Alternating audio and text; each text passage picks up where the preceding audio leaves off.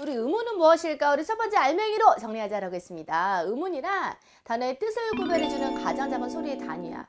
우리 한번 보자. 우리 강과 공이라는 단어가 있어. 이 강과 공이라는 단어가 왜 다르니?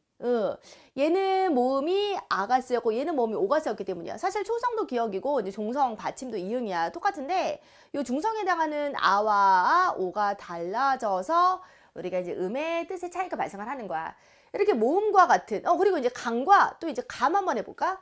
감 얘는 왜 달라? 그치? 얘는 받침이 이응인데 얘는 미음이기 때문에 달라지는 거지. 이렇게 미음과 이응처럼 말의 뜻을 다르게 하는 자음, 그리고 아와 오처럼 이렇게 말의 뜻을 다르게 하는 그런 모음과 같은 것을 우리가 의문이라고 할 수가 있어.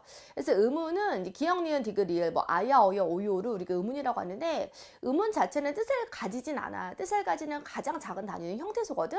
그래서 뜻을 가지진 않지만 뜻을 구별해주는 가장 작은 소리의 단위를 우리가 의문이라고 한다라는 거야. 너무너무 중요하다. 그래서 국어의 의문의 종류에는 이와 같은 모음, 그리고 이와 같은 자음, 그리고 소리의 길이도 바로 의문에 해당을 해.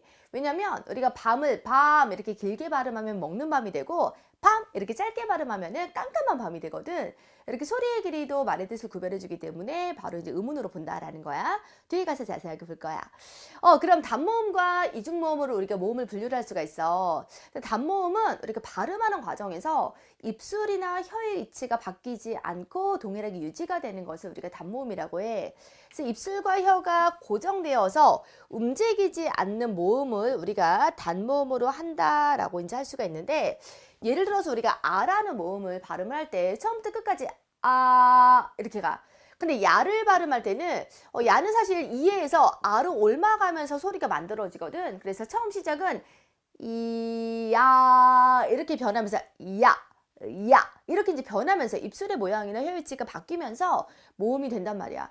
이렇게 우리가 입술이나 혀가 움직이면서 발음되는 것을 이중모음이라고 하고, 야처럼 입술이나 혀가 고정되어서 움직이지 않는 모음을 단모음이라고 해. 알겠지? 그러면 여러분들 이 단모음 체계표를 이 별표 10개, 100개에도 모자라. 너무너무 중요한데 얘를 꼭 외워야 합니다. 여러분, 그 책에는 여백에다가 단모음 체계표를 한번 그려보자. 사실 얘는 10개만 쓰면 돼. 위에 있는 뭐 글자 같은 것은 안 써도 되고요. 이, 에, 위외, 아, 우오 해서 10개를 쓰고 그 10개가 바로 단모음이야. 모음의 총개수가 21개지. 그럼 10개를 제외한 나머지 11개가 이중 모음이다 라고 생각을 하면 되고, 우리가 이에, 위에, 우어 이렇게 외우면 돼. 그리고 앞에 이, 에, 위, 외를 발음을 하고요. 그리고 뒤로 옮아가서 얘네 5개를 발음하면은 어떤 차이가 있는지가 분명하게 보여. 이 모음이라는 것은 단독으로 하나만 발음해서는 계속 성질을 알 수가 없거든. 상대적으로 비교하면서 발음을 해봐야 돼. 그래서 이에, 위에 발음해봐. 이에, 위에, 우어. 그쵸? 혀의 위치가 앞에서 발음되다가 뒤로 옮겨가. 그래서 이거 5개를 우리가 혀의 위치가 앞에 있다라고 해서 전설 모음이고, 이거 5개를 바로 혀의 위치가 뒤에 있다라고 해서 후설 모음이라고 볼 수가 있는 거야. 그래서 이에 위에 우어 이렇게 전설과 후설로 나눌 수가 있고, 또 이제 윗줄, 중간줄, 그리고 아랫줄 어떻게 구분하냐라는 건데, 우리가 이렇게 윗줄부터 아랫줄까지 이렇게 쭉 한번 발음을 해볼래? 이, 에, 이, 에 해서 입이 점점 더 벌어지면서 혀는 아래로 쳐져. 혀는 아래로 내려간단 말이야. 즉 혀의 높이가 가장 높은 모음, 그리고 중간이 모음, 그리고 가장 낮은 모음이야. 그래서 고모음, 중모음, 저모음이고, 뭐 폐모음, 계모음에 관련된 개념은 우리가 입이 점점 더 열어진다라고 해서 이제 계모음으로 가는 거야. 너희들은 그냥 고모음, 중모음, 저모음만 알아두면 돼. 이것도 마찬가지야. 해서 아에서 가장 입이 크게 벌어져. 그리고 혀가 점점 낮아지고요. 이게 바로 이제 저모음이 되는 거야. 고모음, 중모음, 저모음. 해서 우리가 혀의 높이에 따라서 고중저 나눌 수가 있어. 그리고 또 하나는 뭐냐면, 우리가 이, 아 발음할 때는 입술의 모양이 둥그러지지 않아. 근데 위, 외, 오는 입술의 모양이 둥글게 돼. 따라서 이, 아를 우리가 입술의 모양이 둥글지 않다라고 해서 평순 모음이라고 하고, 그리고 위, 외, 오는 우리가 발음할 때 입술의 모양에 따라서 구분을 하는데, 입술의 모양이 둥글다라고 해서 원순 모음이 되는 거야. 이해했지? 우리가 다 했어. 그래서 이제 이 뒤에 파는 너무 쉽게 이제 정리가 돼. 국어모음의 종류는 우리가 혀의 앞뒤 위치에 따라 전설모음, 후설모음으로 나눌 수가 있다라고 했지. 그래서 이에 위에 그리고 후설모음은 의어와 우어 이렇게 이제 가. 그래서 전설모음과 후설모음을 어떻게 나누는지 우리 알맹이로 정리하자라고 했어. 혀의 최고점의 위치가 앞에 있으면 이에 위에, 그리고 혀의 최고점의 위치가 뒤에 있으면 후설모음으로 의어와 우어 이렇게 된다라고 있고, 잠깐만 여기서 앞부분으로 가보자. 사실 이거 그냥 외우면 되거든. 이에 위에 의어 우어 10개밖에 안 되기 때문에 외우면 되는데, 이게 정 생각이 안 나는 친구들 위해서 암기 팁을 좀 주고 갈까 해. 뭐냐면 내가 가장 좋아하는 과일이 키위가 아니라 키위를 제외한 거야.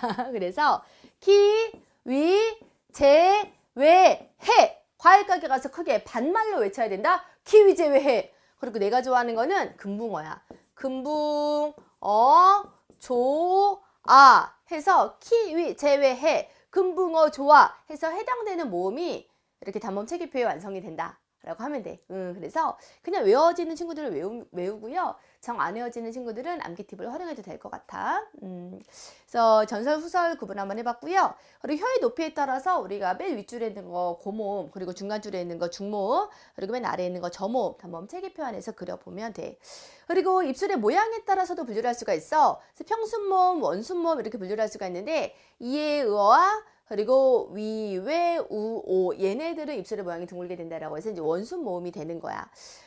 지금 여기서 보면은 우리가 이제 국어의 모음의 어떤 분류 기준을 알 수가 있는데, 이 국어 모음의 분류 기준이 바로 뭐가 된다라는 거 우리가 다시 한번 중요하게 이제 파악을 한번 해보자.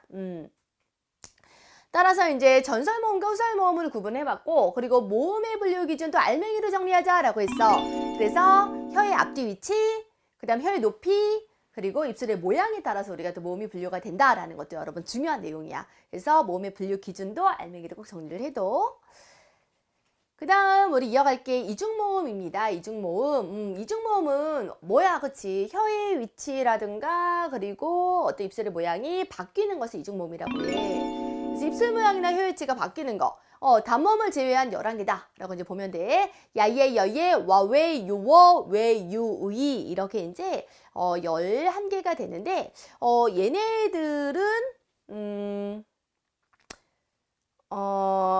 야예, 여예, 얘는 의, 즉 반모음 이가 들어가는 계열이야. 얘까지. 반모음 이가 들어가는 계열이야. 얘까지. 그리고 얘네들은 반모음 오나 우가 들어가는 계열이고, 그래서 크게 이제 반모음 이, 그리고 반모음 오, 반모음 우. 그래서 이중모음을 구성하는 것을 우리가 반모음이라고 하는데, 이렇게 반모음이 들어가서 만들어지기 때문에 우리가 발음하는 과정에서 입술의 모양이나 혀 위치가 바뀐다는 거야. 그 다음에 자음의 분류 한번 같이 가보도록 할게요. 우리가 자음은 총 개수가 19개가 돼. 19개인데, 우리가 자음을 소리 나는 위치에 따라 분류를 할 수도 있어. 우리가 자음 분류의 기준, 알맹이를 정리하자라고 했습니다. 자음을 분류하는 기준은 소리를 내는 위치, 그리고 소리를 내는 방법에 따라서 크게 두 가지로 분류가 돼. 첫 번째는 소리가 어떻게 나는지 그 위치에 따라 분류를 한번 해볼게. 우리가 대표음부터 한번 생각을 해보면은, 우리가 비읍 있잖아. 비읍은 이렇게 입술을 붙였다가 떼면서 소리를 만들어. 그래서 여기 이렇게 가. 그 다음에 우리가 디귿 있잖아. 드드드드드드 디귿. 그리고 스스스. 그리고 르르르 리을. 이와 같은 것들은 우리가 잇몸과 혀 끝이 만나면서 소리를 만들어. 그래서 여기에서 소리가 나. 그 다음에 센 입천장에서 소리가 나는 것은 지읒이야. 즈. 우리 디귿과 시읒보다는 좀 뒤로 밀린다는 느낌이 있지. 그래서 혓바닥과 딱딱한 입천장이 닿으면서 소리가 만들어져. 즈즈즈 이렇게. 그리고 여린 입천장, 우리 목구멍 쪽으로 가다 보면은 말랑말랑한 입천장과 혀 뒤가 만나면서 소리가 나거든. 이게 바로 기역 그리고 이응 이런 계열이야. 그래서 하면 안 돼. 받침 이응이기 때문에 앙 할 때 그 받침 이응이 바로 기역과 똑같은 위치에서 소리가 난다라는 거야. 그리고 이제 목청에서 훅 소리가 나는 것을 바로 히읗이라고 해. 이렇게 해서 이제 대표음, 비읍, 디귿, 시옷, 뭐 지읒, 기역, 이응, 히읗 이 정도로 외워두면은 좋은데, 이거 암기 팁이 있어. 어떻게 암기 팁으로 가져가냐면 그쵸? 디귿 그리고 시옷 받침, 그리고 조 해서 초성의 그 다음에 초성의 기역, 그리고 받침 이응. 선생님 바다 쪽에도 아니고 바다 조갱이 뭐예요? 웃음이 나오잖아. 흐흐흐. 해서 바다 조갱 흐흐흐 해서 각 위치에서 나오는 자음의 대표음들을 여러분 기억을 해주시고요. 얘 식구들 비읍이 입술 소리면 쌍비읍도 그리고 피읍도 같이 다니기 때문에 입술 소리고 미음도 무무무 입술 소리야. 그리고 디귿, 쌍디귿, 티읕 그리고 시옷, 쌍시옷 그리고 또 비음 중에서 콧소리 중에서 니은과 리을이 바로 잇몸에서 소리가 나. 약간 더 붙이면 돼. 그리고 지읒은 얘 식구들 쌍지읒, 치읒 그리고 기역은 쌍기역, 키역 그리고 이음 이렇게 우리가 위치에 따라서 소리를 구별할 수 있다라는 거야. 그래서 입술 소리에 해당하는 것은요, 여러분 뿌뿌뿌, 뽀뽀뽀, 푸푸푸, 무무무 두 입술을 붙었다가 떼면서 소리를 내는 것이기 때문에 입술 소리라고 해. 그리고 드, 뜨, 트, 스스, 느, 르는 바로 잇몸에서 소리가 난다 해서 잇몸 소리.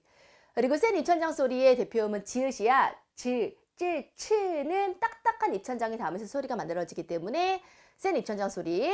그리고 그, 끄, 크, 으는 얘 으는 앙 할 때 이 받침의 이응이야. 앙, 앙, 앙. 이 소리는 우리가 말랑말랑한 입천장과 혀 뒤에서 소리가 나기 때문에 여린 입천장 소리. 그리고 목청에서 훅 나오는 소리를 뭐라고 한다? 히읗이라고 한다라는 거야. 그래서 위치에 따라 분류를 할 수가 있고 또 이제 우리가 자음을 분류하는 기준 두 번째는 소리를 내는 방법이라고 했잖아.